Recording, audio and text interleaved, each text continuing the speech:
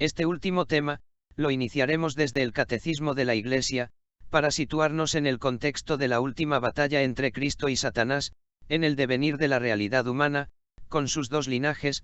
No entraré en el Génesis 3,15, sobre el linaje de la mujer y de la serpiente.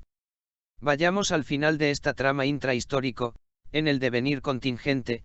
Como conclusión del relato bíblico, esta impostura del anticristo aparece esbozada ya en el mundo cada vez que se pretende llevar a cabo la esperanza mesiánica en la historia.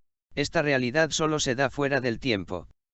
Catecismo 676, el Papa Pío XI en la encíclica Divini Redemptoris lo esclarece: la Iglesia ha rechazado la falsificación del reino futuro con el nombre de milenarismo, sobre todo, bajo la forma política de un mesianismo secularizado. Esto es intrínsecamente perverso, no así el milenarismo espiritual. Este está en perspectiva del reinado de Cristo después que el reino del anticristo se ha arrancado del mundo, y a esto nos referimos en este momento del fin de los tiempos. La Iglesia solo entrará en la gloria del reino a través de esta última Pascua en la que seguirá a su Señor en la muerte y resurrección. Esta victoria le corresponde solo a Dios, ante la última asechanza del diablo y sus seguidores, es decir, de su linaje, conforme al Génesis 3:15, Catecismo numeral 677. Ahora, sobre este punto entremos en rodaje, de cómo enfocan los catedráticos este tema. Para ellos el fin del mundo es el fin personal de cada individuo. El mundo sigue adelante, sin perspectiva que Cristo vuelva pronto. En este sentido, la falsificación del milenarismo que se refiere el Papa Pío IX, se concretiza en esta impostura religiosa, pero que en el fondo es pseudopolítica. Si vemos los frutos de la mayoría del orden sagrado, todos se guían por un patrón ecuménico, sinodal y ecologista, pero el reino de Dios es un fruto de reinado espiritual, que no se visualiza en un horizonte a priori con este estandarte que plantean los teólogos y biblistas que la sustentan. El reino espiritual solo se dará en la economía de la realeza de Cristo en el mundo, sin ninguna mancha de política democrática, ya que la única forma de gobierno de Cristo es la realeza. Yo soy rey, para esto he nacido y he venido al mundo, para dar testimonio de la verdad, le retruca a Poncio Pilato, Juan 18:37, es decir, que todas las otras formas de gobierno es obra del diablo, que desde la pérfida Revolución Francesa, Occidente sufre este macabro plan de esclavitud bajo este sistema de gobierno que está lejos de la justicia de Dios. El actual gobierno administrativo del Vaticano reconoce solo a las Naciones Unidas como única autoridad, que rige la soberanía más acabada de la geopolítica de todo el orbe, contradiciendo los santos mandamientos de Dios como no absolutos. Desde abril de aquel 2013, el cardenal Bergoglio, en una quinta votación en el día, violando las normas del documento papal Universi Dominici Greci numeral 78 al 81, se convirtió en obispo de Roma, con el visto bueno de un cónclave manipulado. A su vez se cumple la profecía del seráfico padre San Francisco de Asís, que advirtió que en un futuro subirá al pontificado un papa elegido no canónicamente.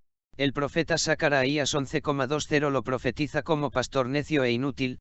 El mismo Señor lo revela en su palabra, que el que entra por la ventana es un ladrón y asaltante, Juan 10,1.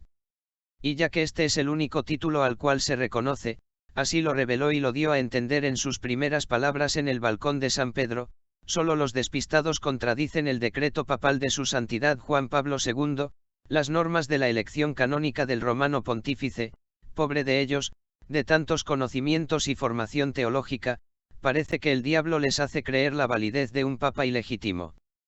Yo estaba en el seminario, cursando segundo año de filosofía, y justo ese día, estábamos en el entierro de una abuela de un seminarista, y justo en ese momento escuchamos que alguien dijo que Bergoglio fue elegido papa.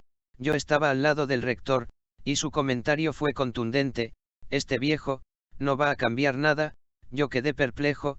A su vez pensé para mis adentro, dirigiéndome a Dios: Señor, al menos concédeme terminar la filosofía, ya que sabía lo que se venía, pero no podía decir nada. Porque en mi entorno estaban todos contentos. Desde ese momento, varias veces salí a la palestra para defender a Benedicto XVI. De hecho, me gané una observación por parte del rector. Conociendo un poco de su vida, que fue tejiendo entre líneas, en la penumbra, una supuesta vocación, después que fue ordenado sacerdote, fue reincidente en una postura preferencial por los pobres dentro de la justicia social con la bandera de la teología del pueblo. Cuando era provincial de los jesuitas allá por el año 1973, desde aquí comenzó una dilatada vida pública este hombre, que tiene todo un historial de vida política bajo la indumentaria religiosa, ni la justicia pudo doblegarlo, en que fuera a declarar por hechos de sangre en su contra en tiempos de la dictadura. 20 años después, lo llamó a declarar al tribunal, el abogado de querella Luis Zamora, la causa del expediente número 14,217 del Juzgado Federal 12 de Cava, pero el padre Bergoglio se excusó por escrito. Esta actitud fue deshonesta, dijo, el abogado Zamora, ante hechos evidentes. Al principio fue director de la Guardia de Hierro, que luego de ser disuelta pasó a llamarse Comando de la AAA, siempre el brazo derecho del peronismo. Estos movimientos mataron al padre Mujica. A los padre Orlando Llorio y Francisco Jalix, los abandonó a la causa militar, con firma y sello de una misiva, acusándolos de zurdos, y agregó otros calificativos ajenos al común de un sacerdote de Cristo, porque trabajaban con los pobres y que estaban involucrados con movimientos subversivos. Esto en parte era falso. Ellos no tenían nada que ver con la línea guerrillera de los montoneros, brazo izquierdo del peronismo, aunque si bien eran peronistas, luego fueron detenidos y sometidos a tortura, al igual que unas cuantas catequistas que trabajaban con ellos. 5 meses estuvieron secuestrados, abro comillas. Los catequistas desaparecieron por parte de la represión militar. Emilio Miñones, padre de una catequista asesinada, dejó asentado en ese expediente que el padre Bergoglio los entregó, cierro comillas. Bergoglio les prometió protección y que les iba a conseguir un obispo que los recibiera, pero a espaldas de estos, exhortaba a los obispos que no los recibiera porque eran peligrosos, que tienen vínculos con los guerrilleros. El mismo Bergoglio los denunció, con calumnia y sin caridad. De hecho, el padre Llorio también fue asesinado.